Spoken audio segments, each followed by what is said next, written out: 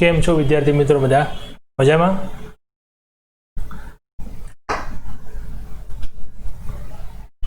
Okay, last લેક્ચરમાં આપણે સમ number 5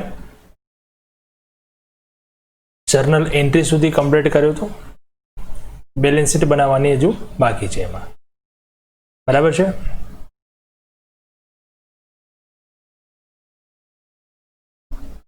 question number 5 એ આપણે ફર્સ્ટ મેથડનો ક્વેશ્ચન કર્યો હતો. સ્ટાર્ટ કર્યા હતા આપણે ફર્સ્ટ મેથડ, અને ફર્સ્ટ મેથડ એ કઈ હતી? તો prepare account in the books of hirer company. આપણો ક્વેશ્ચન આ મેથડ આ ક્વેશ્ચન નંબર 5 માં હતો prepare accounts in the books of Mahadev limited. Mahadev લિમિટેડના અકાઉન્ટ્સમાં આપણે બુક્સમાં અકાઉન્ટ્સ તૈયાર કરવાના હતા. તો મહાદેવ લિમિટેડ એને કઈ કંપની કહી શકીએ આપણે? હાયરર કંપની, પરચેસિંગ કંપની અથવા ન્યૂ કંપની. ન્યૂ કંપની હોય, પરચેસિંગ કંપની હોય કે હાયરર કંપની હોય, અને અકાઉન્ટ્સ આપણે જો તૈયાર કરવા હોય તો એના માટેના સ્ટેપ્સ આપણે જોયા હતા પહેલા મેથડમાં. ફર્સ્ટ સ્ટેપ હતું આપણું નેટ એસેટ, સેકન્ડ સ્ટેપ હતું પરચેસ પ્રાઇસની કેલ્ક્યુલેશન, થર્ડ સ્ટેપ હતું goodwill or capital reserve, goodwill અથવા કેપિટલ રિઝર્વની કેલ્ક્યુલેશન, અને ફોર્થ નંબર હતું જર્નલ એન્ટ્રીઝ.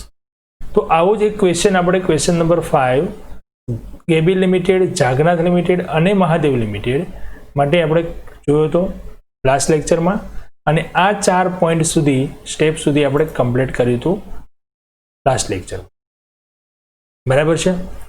હવે પછીનો એનો પોઈન્ટ લાસ્ટ જે બાકી રહ્યો છે સ્ટેપ, એ છે step number 5 prepare balance sheet in the books of Mahadev limited. Mahadev લિમિટેડના બુક્સમાં આપણે એની બેલેન્સ શીટ તૈયાર કરવાની. ફ્રેન્ડ્સ, બેલેન્સ શીટ તૈયાર કરવી એ બહુ જ ઇઝી છે. ઇઝી એટલા માટે કહું છું કે બેલેન્સ શીટનું ફોર્મેટ જો તમને તૈયાર હશે અને ઓનલી 2 સ્ટેપ ખાલી યાદ રાખશો અને એક વખત ધ્યાનથી મેથડ સમજી લેશો તો દરેક ક્વેશ્ચનમાં લગભગ બેલેન્સ શીટ તૈયાર કરવી એક સરખું કેલ્ક્યુલેશન છે. એમાં એક જ સરખી ઇફેક્ટ્સ બધામાં આપવાની છે. પણ ખાસ અગત્યની બાબત એ છે કે તમને બેલેન્સ શીટનું ફોર્મેટ તૈયાર હોવું જોઈએ. બેલેન્સ શીટનું ફોર્મેટ તમને ખાસ આવડવું જોઈએ. બેલેન્સ શીટના ફોર્મેટમાં કઈ વિગત કયા હેડિંગમાં આવે છે એ ધ્યાનથી જોવાનું છે. એ તમને જો ક્લિયર હશે તો બેલેન્સ શીટ તમે આરામથી એન્ટ્રીઝ પરથી બનાવી શકશો. તો આપણે બેલેન્સ શીટ બનાવીએ એ પહેલા બેલેન્સ શીટના ફોર્મેટનું થોડું રિવિઝન કરી લઈએ.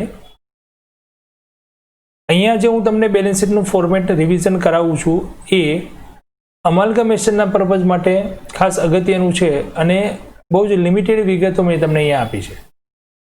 કારણ કે અમાલ્ગમેશન જ્યારે થાય છે 2 કંપનીઓનું, તો એ 2 કંપનીઓ મર્જ થઈને નવી કંપની બનાવે છે. નવી કંપની બનાવે છે એનો મતલબ કે હજુ કંપની આપણી શરૂ થાય છે. કંપની શરૂઆત છે, ઇનિશિયલ બેઝ છે.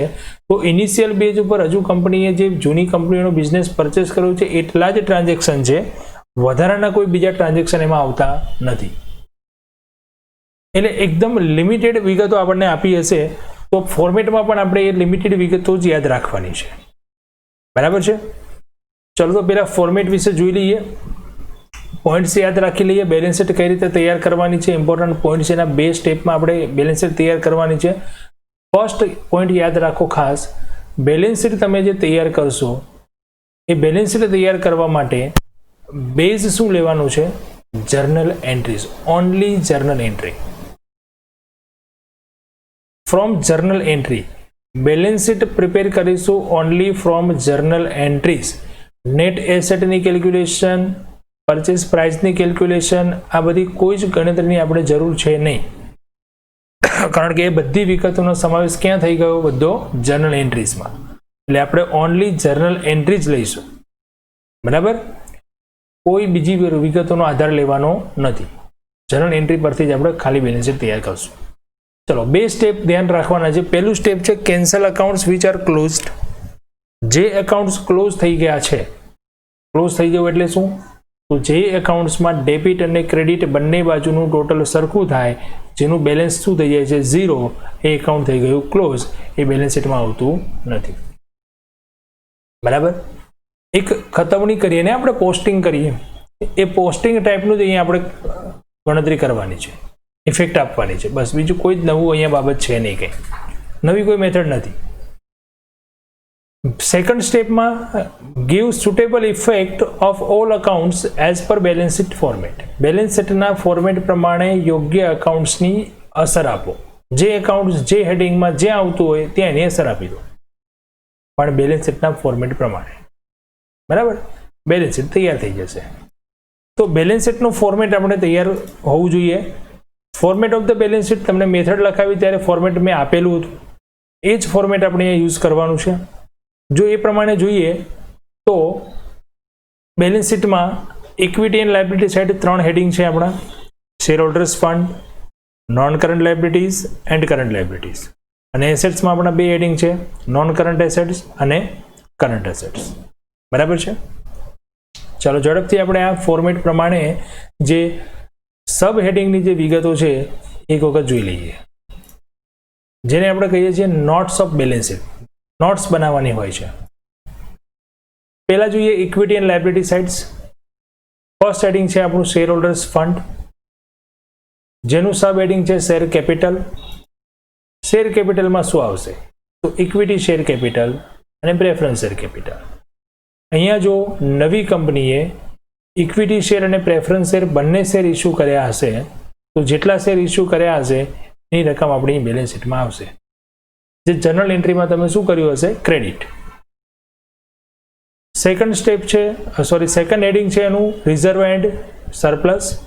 રિઝર્વ એન્ડ સરપ્લસમાં શું વિગતો આવે? તો security premium, general reserve, profit and loss account, capital reserve and other reserve.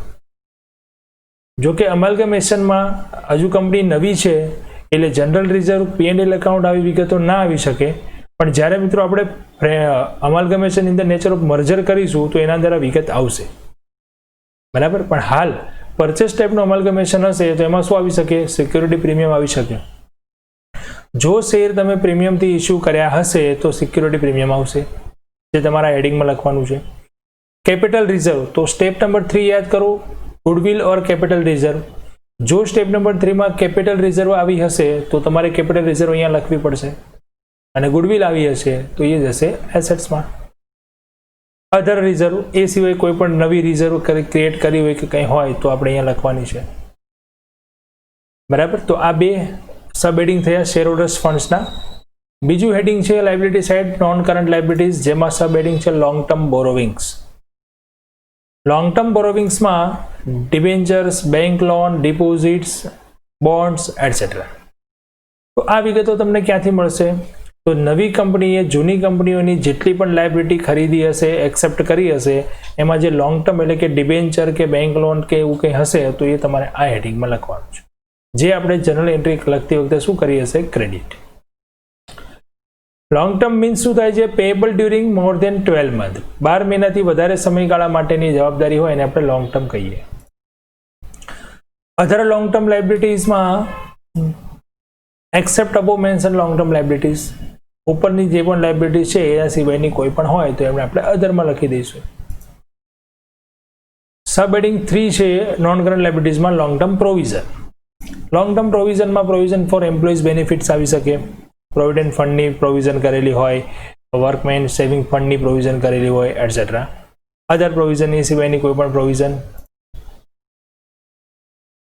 3 નંબરનું હેડિંગ છે કરંટ લાયબિલિટીઝ, જેમાં સબ હેડ છે number A short term borrowings, જેમાં bank loan, debenture, deposits, bonds એ જ છે જે લોંગ ટર્મમાંથી એ જ, પણ અહીંયા શું છે? Payable within 12 month.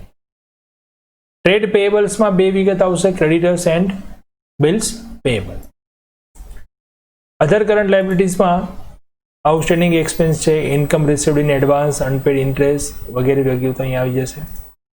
And short term પ્રોવિઝનમાં ટેક્સ પ્રોવિઝન છે, ડિવિડન્ડની પ્રોવિઝન છે, એ સિવાય કોઈ પણ અધર પ્રોવિઝન હોય તો.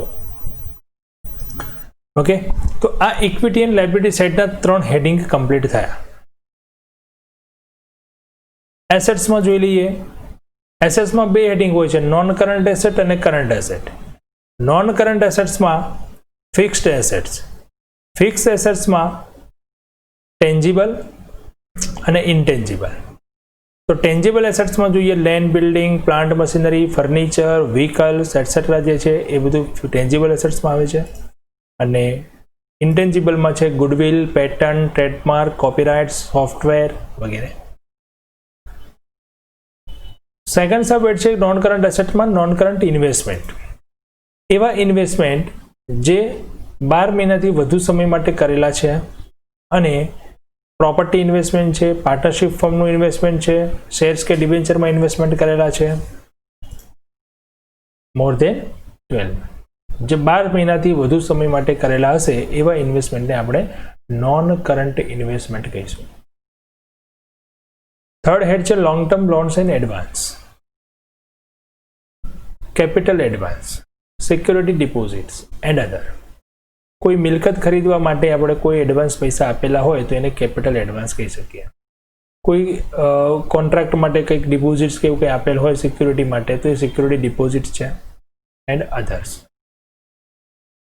ફોર્થ હેડ છે અધર નોન કરંટ એસેટ્સ. તો ઉપરના 3 હેડમાં જે નથી આવતી એ બધી એસેટ્સ અહીંયા આવશે અધર હેડ્સ એસેટમાં. સેકન્ડ હેડિંગ છે આપણું asset side current assets. Current એસેટ્સમાં કરંટ ઇન્વેસ્ટમેન્ટ આવશે. સેમ એજ ઇન્વેસ્ટમેન્ટ જે છે જે નોન કરંટમાં હતા પણ અહીંયા એનો પીરિયડ થઈ જશે વિધિન 12 મંથ. ઇન્વેન્ટરીઝમાં સ્ટોક આવી જશે, raw material, finish goods, work in progress, all types of stock. Trade receivable છે debtors and creditors, debtors and bills receivable. Cash balance and bank balance જેનું હેડિંગ છે કેશ એન્ડ કેશ ઇક્વિવેલન્ટ. અને last head છે other current assets જેમાં prepaid expense, accrued income, debenture discount, other current asset etcetera. તો friends આ થયું આપણું balance શીટનું format with notes. Initial balance sheet માટે આટલી કોમન વિગતો તમને ખબર હોવી જોઈએ. હવે આપણે તૈયાર કરીએ balance sheet in the books of Mahadev limited. 2 step પ્રમાણે. સૌથી પહેલાં તો ફોર્મેટ તૈયાર કરી દઈશું. આપણે આધાર શું લેવાનું છે બેલેન્સ શીટનો? Journal entry, only journal entry. એટલે તમારી પાસે જર્નલ એન્ટ્રી લખેલી હશે. લાસ્ટ મેં તમને કહ્યું હતું એન્ટ્રીઝ લખી રાખજો, કારણ કે એન્ટ્રી પરથી જ આપણે બેલેન્સ શીટ તૈયાર કરવાની છે. તો જો તમારી પાસે લખેલી હશે એન્ટ્રીઝ તો અહીંયા કોઈ પ્રમાણે એક વખત સ્ટેપ બાય સ્ટેપ સમજી લેશો એટલે એ આપણા માટે ઇઝી રહેશે બેલેન્સ શીટ તમારે જાતે તૈયાર કરવા માટે. બરાબર છે? રાઈટ.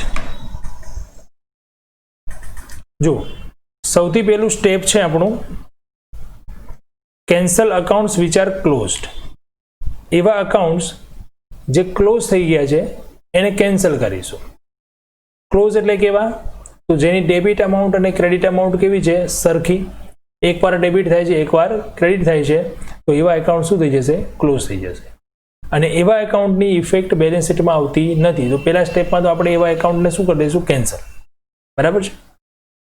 તો અહીંયા જોઈએ આપણી બેલેન્સ એન્ટ્રીઝમાં કયા કયા અકાઉન્ટ્સ એવા છે.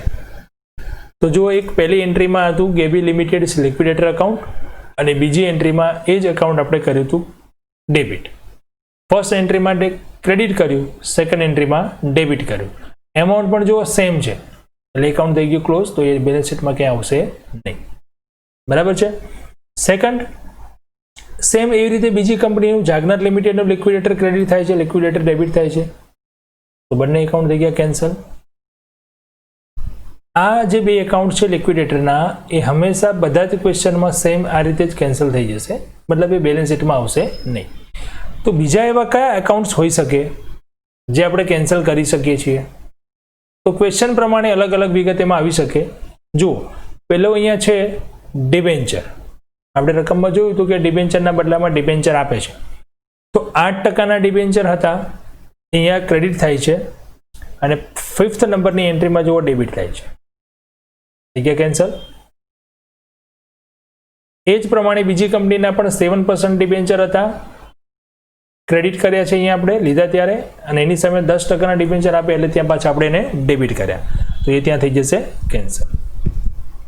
બરાબર છે. તો આ પ્રમાણે ડિબેન્ચરના બંને એકાઉન્ટ કેન્સલ થઈ ગયા અને લિક્વિડિટરના બંને એકાઉન્ટ કેન્સલ થઈ ગયા. બરાબર છે. તમે જે એન્ટ્રીઝ લખેલી છે જ્યારે પણ આ લેક્ચર જુઓ તો ખાસ આ પ્રમાણે ટિક માર્ક કરતા જજો, એટલે તમને એન્ટ્રી પરથી બેલેન્સ શીટ બનાવવાની મેથડ બરાબર ક્લિયર સમજાય જાય. જે પણ અહીંયા મેં એકાઉન્ટ્સ મેં રેડ અને યલો કલર જે ટિક માર્ક કર્યા છે એ એકાઉન્ટ્સ થઈ ગયા કેન્સલ. એ આપણી નવી બેલેન્સ શીટમાં ક્યાંય શો કરવાના નથી, એની કોઈ ઇફેક્ટ ત્યાં આવતી નથી. બરાબર છે. ચાલો, તો હવે આપણું સેકન્ડ સ્ટેપ છે. ફર્સ્ટ સ્ટેપ કમ્પ્લીટ થઈ ગયું, સેકન્ડ સ્ટેપ છે. સેકન્ડ સ્ટેપ શું છે? તો સેકન્ડ સ્ટેપ છે give suitable effects of all accounts as per balance sheet format.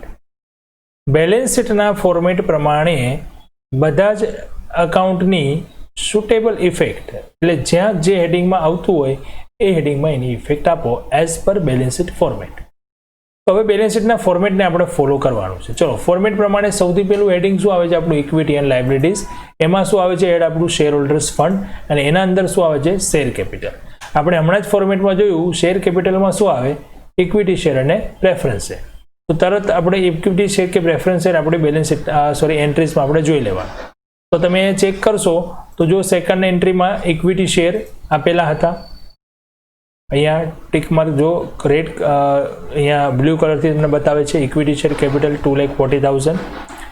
એ જ પ્રમાણે ફોર્થ નંબરની એન્ટ્રીમાં ઇક્વિટી શેર કેપિટલ 9,60,000, જે અહીંયા આપણે આપ્યા હતા ફર્સ્ટ કંપનીને, અહીંયા આપ્યા હતા સેકન્ડ કંપનીને, અને બાકીના જે વધ્યા એ પબ્લિકમાં ઇસ્યુ કર્યા હતા 8 લાખ. ક્લિયર થાય છે? તો આ જે ત્રણેય એકાઉન્ટ છે equity share capital, equity share capital, equity share capital, એ ત્રણેયનું આપણે કરી દઈશું ટોટલ, અને જે ટોટલ આવશે એ બેલેન્સ શીટમાં લખી દઈશું 20 લાખ, અને આ ત્રણેય એકાઉન્ટને કરી દઈશું ટિક માર્ક, જેથી એ એન્ટ્રીઝ આપણી બેલેન્સ શીટમાં ઇફેક્ટ આવી ગઈ. ઓકે, ચલો આગળ જઈએ ફોર્મેટમાં. તો ઇક્વિટી શેર પછી શું આવે છે? Reserve and surplus. Reserve and સરપ્લસમાં શું આવે છે ફ્રેન્ડ્સ? Security premium. તો અહીંયા આપણે સિક્યુરિટી પ્રીમિયમ છે કે નહીં તો ક્રેડિટ સાઇડ ચેક કરતા જઈએ. તો લાસ્ટ એન્ટ્રીમાં જો સિક્યુરિટી પ્રીમિયમ છે 1,60,000. આપણે જે પબ્લિકમાં શેર ઇસ્યુ કર્યા હતા એ પ્રીમિયમથી ઇસ્યુ કર્યા હતા, એટલે વન ટાઈમ પ્રીમિયમ આવે છે, તો એ પ્રીમિયમ લખી દઈશું અહીંયા 1,60,000. ચલો નેક્સ્ટ હવે આગળ જઈએ ફોર્મેટમાં. તો non current liabilities second heading આવશે આપણું. નોન કરંટ લાયબિલિટીઝમાં ફર્સ્ટ હેડિંગ આવે છે લોંગ ટર્મ બોરોવિંગ્સ, અને લોંગ ટર્મ બોરોવિંગ્સમાં શું આવશે? ડિબેન્ચર. તો ડિબેન્ચર આપણે અહીંયા આપેલા હતા 10% ડિબેન્ચર જો ફિફ્થ નંબરની એન્ટ્રીઝમાં. તો ડિબેન્ચર લખી દઈશું 180. ડિબેન્ચર પણ ટીક થઈ ગયા હશે. બરાબર છે. તો જમા બાજુ આપણે લાયબિલિટી સાઇડ બનાવી છે ઇક્વિટી લાયબિલિટી, તો બધી ક્રેડિટ સાઇડની વિગતો જ આવશે. ચલો એના પછી નેક્સ્ટ આવી ગયું કરંટ લાયબિલિટી. તો કરંટ લાયબિલિટીમાં હેડિંગ આવે છે આપણું ટ્રેડ પેયેબલ. ટ્રેડ પેયેબલમાં શું આવે? ક્રેડિટર્સ અને બિલ્સ પેયેબલ. તો ચેક કરીએ ક્રેડિટર્સ આપેલા જો ફર્સ્ટ એન્ટ્રીમાં.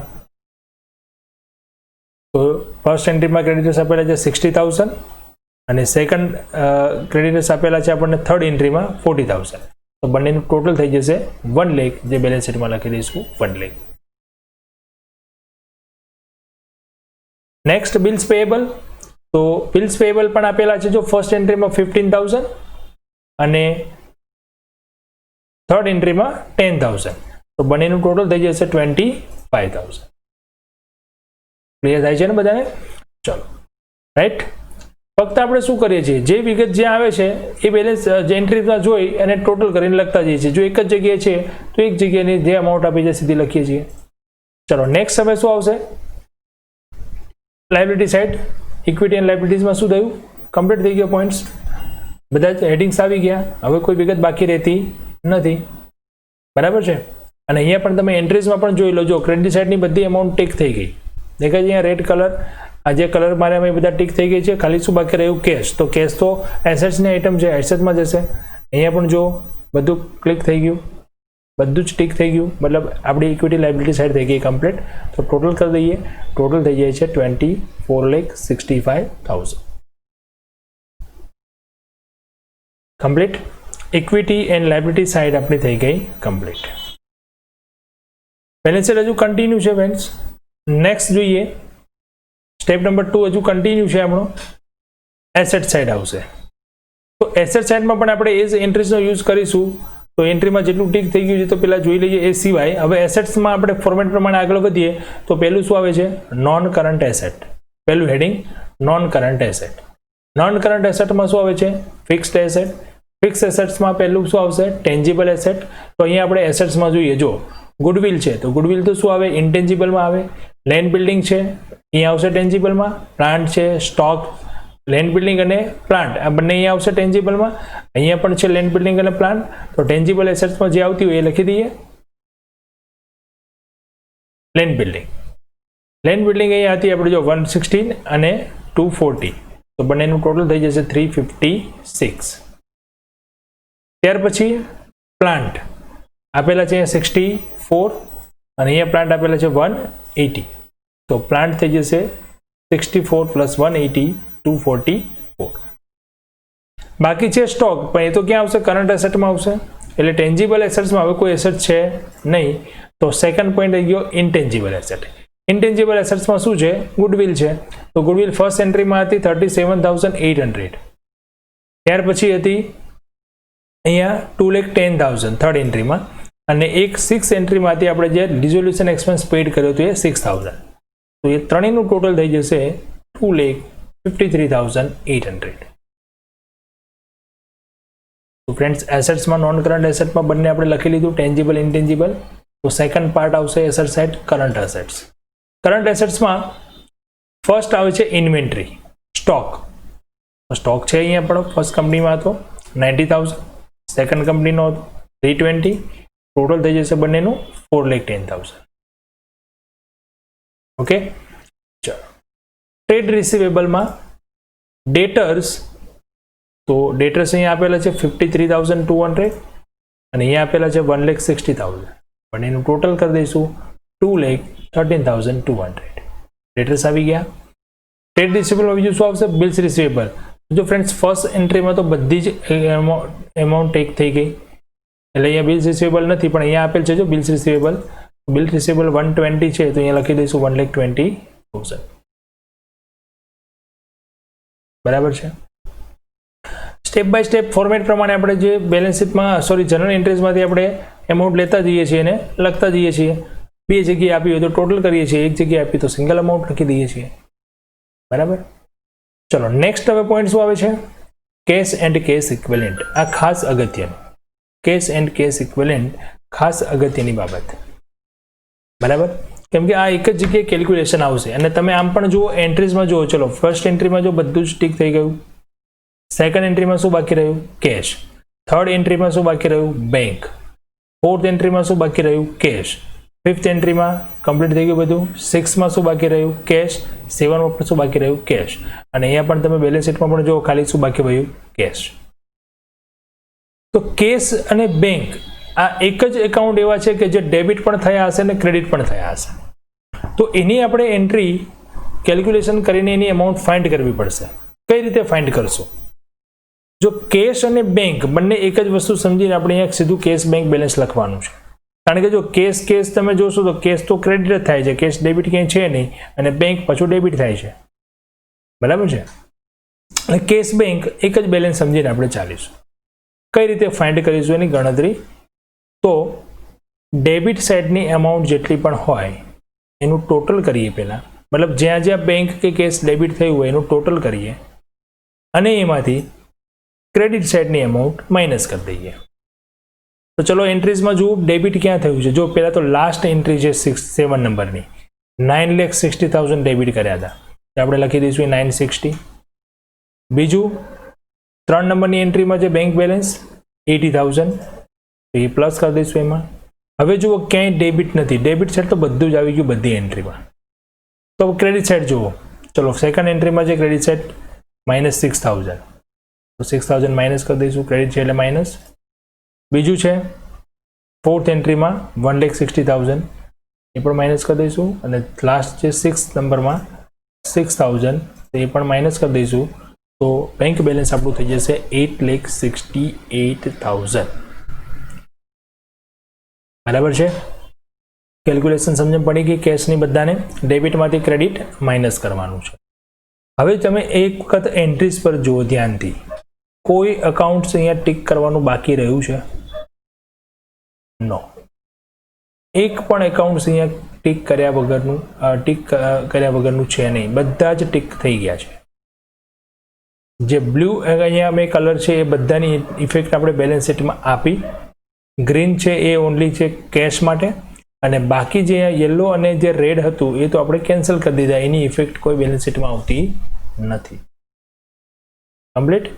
ટોટલ કરીશું તો ટોટલ કરી દઈશું તો અહીંયા ટોટલ થઈ જશે 24,65,000. ફક્ત 2 step, only for 2 step to prepare balance sheet. અને એક વસ્તુ ક્લિયર રાખો, ફોર્મેટ તમને યાદ હોવું જોઈએ. કઈ વિગત કયા હેડિંગમાં આવે છે.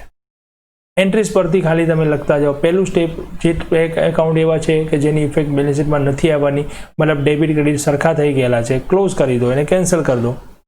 પછી ફોર્મેટ પ્રમાણે એન્ટ્રી લખતા જાઓ. ફોર્મેટ શું છે? તો ઇક્વિટી એન્ડ લાયબિલિટી છે. ઇક્વિટી લાયબિલિટીમાં પહેલું શું આવે છે? Share capital. તો શેર કેપિટલમાં ઇક્વિટી શેર છે તો ઇક્વિટી શેર જેટલા પણ આપણે જમા કર્યા છે ઇક્વિટી શેર લખી દો. પ્રેફરન્સ શેર હોય તો પ્રેફરન્સ શેર લખી દો. એટલે ક્રેડિટ સાઇડથી સ્ટાર્ટ થશે.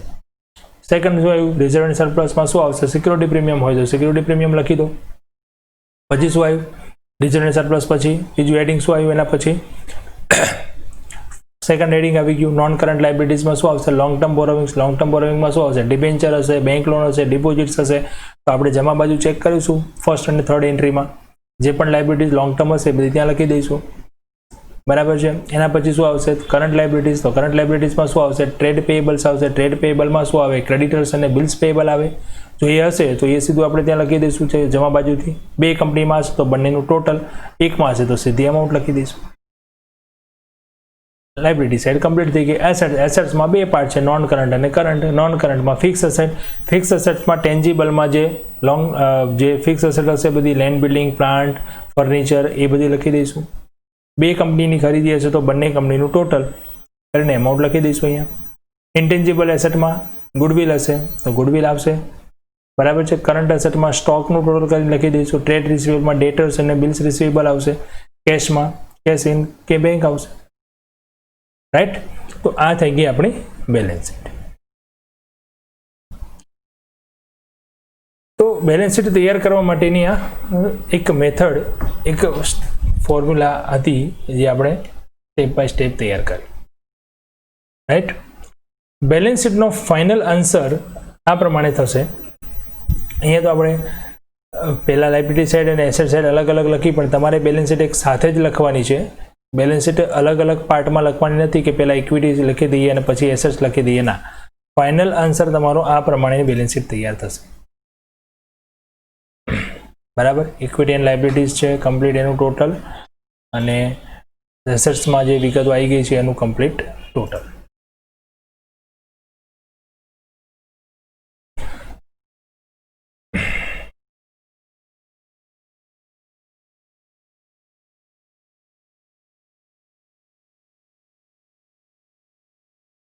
ઓકે ફ્રેન્ડ્સો, આ હતું આપણું બેલેન્સ શીટ તૈયાર કરવાની મેથડ. હવે આ લેક્ચરમાં આપણે જે સમ નંબર 5 હતો એ કમ્પ્લીટ કર્યો.